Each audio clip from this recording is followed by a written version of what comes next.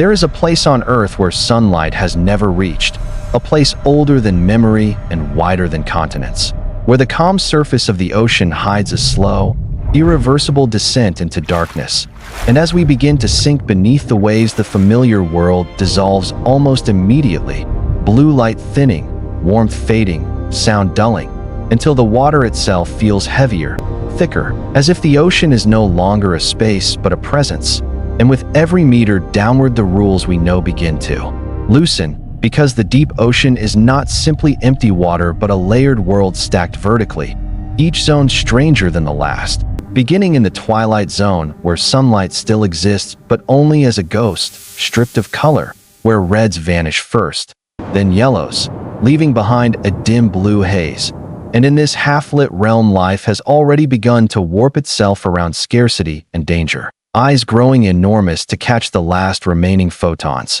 bodies thinning to conserve energy, faces stretching into unfamiliar proportions. And here we encounter creatures like the barrel-eye fish, drifting silently with a transparent head that reveals its own eyes glowing faint green inside its skull. Eyes that do not look forward but upward, because survival here depends not on what is ahead, but on what falls from above. And this alone hints at the strange truth of the deep ocean, that adaptation does not aim for beauty or comfort, only for function. And as we continue downward, the remaining light collapses entirely, crossing a threshold into the midnight zone where darkness becomes permanent and absolute, a world without sunrise or shadow, where sight is no longer reliable and life invents a new sense entirely, producing its own light through bioluminescence, living sparks flashing in the blackness like distant stars, some used to communicate, some to confuse, some to hunt. And among the most iconic of these hunters is the anglerfish,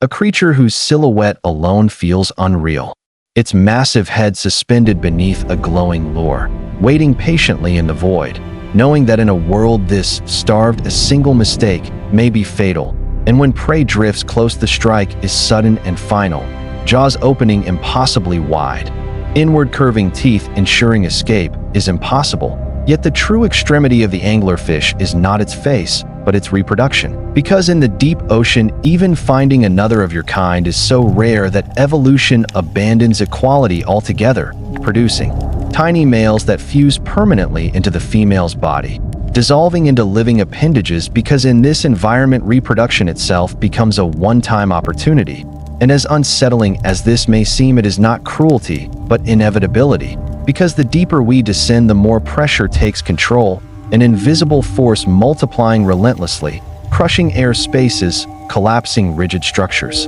making survival impossible for anything built like us. And so deep-sea animals solve the problem, not by resisting pressure, but by surrendering to it, eliminating air-filled organs, softening bones, becoming gelatinous, flexible, yielding, creatures that flow rather than fracture, revealing that strength here means softness. And this becomes painfully clear in animals like the blobfish, whose infamous surface appearance has turned it into a symbol of monstrosity, when in reality at depth it appears perfectly normal, its body supported by crushing pressure, only collapsing when removed from its native world, reminding us that many deep-sea monsters are not truly monstrous at all, but simply misunderstood by eyes that do not belong where they live. And as pressure reshapes bodies, scarcity reshapes behavior. Because the deep ocean is a starving world where nothing grows, where no plants produce food, and nearly all energy arrives as marine snow,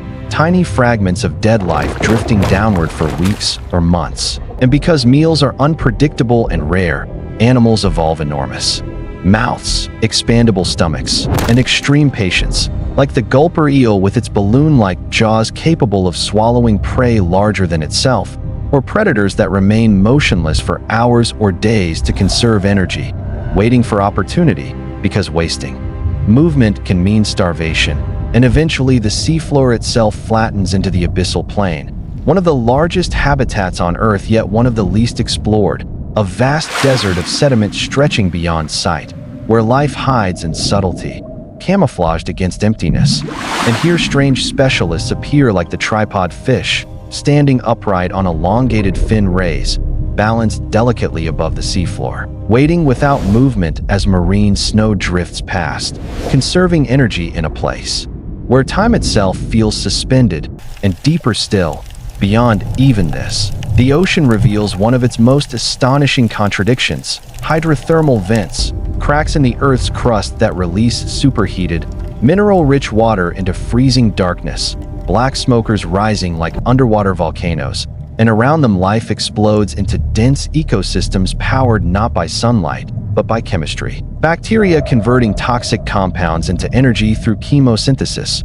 forming the base of entire food webs, feeding giant tube worms with no mouths or eyes, shrimp and crabs adapted to boiling temperatures and poisonous flows, proving beyond doubt that life does not need the sun, only energy. And this discovery forces a staggering realization that if life can thrive here, in darkness, under crushing pressure, fueled by the planet itself, then similar life could exist beneath the icy oceans of distant moons, in places we have never seen. And as we leave these alien oases behind, the descent steepens again, dropping into trenches, the Hadal Zone, Earth's deepest wounds, where pressure reaches unimaginable levels and the ocean floor plunges into vertical darkness. And here life becomes fragile once more, snailfish hovering just above the sediment with translucent bodies reinforced at molecular levels we barely understand, amphipods scavenging patiently across the seafloor, every movement slow, deliberate, efficient, because energy is the most valuable currency of all. And yet even in this final refuge from the surface world, human presence appears, plastic fragments resting silently on the deepest seabed, microfibers drifting down through every layer, chemicals sinking slowly into trenches that were once thought unreachable, revealing that no place on Earth is truly isolated from us. And as the submersible finally begins its ascent, retracing the journey upward through pressure and darkness toward faint returning light, the deep ocean remains unchanged, vast, silent, indifferent, holding countless forms of life we have never seen and may never understand. And what becomes clear is that the deep ocean does not turn animals into monsters out of malice or chaos, but out of necessity, because every stretched jaw, every glowing organ, every softened body is a precise solution to a specific problem imposed by darkness, pressure, hunger, and time. And the deeper we go, the more life abandons familiarity, not because it becomes wrong, but because it becomes honest, stripped down to what survival truly requires. And in the end, the deep ocean offers no final answers, only perspective, reminding us that we are visitors in a world far older and far stranger than ourselves, that most of our planet remains unexplored, and that beneath the calm surface of the sea lies a realm that continues to rewrite the limits of life itself, waiting in the dark, patient, unknowable, and very much alive.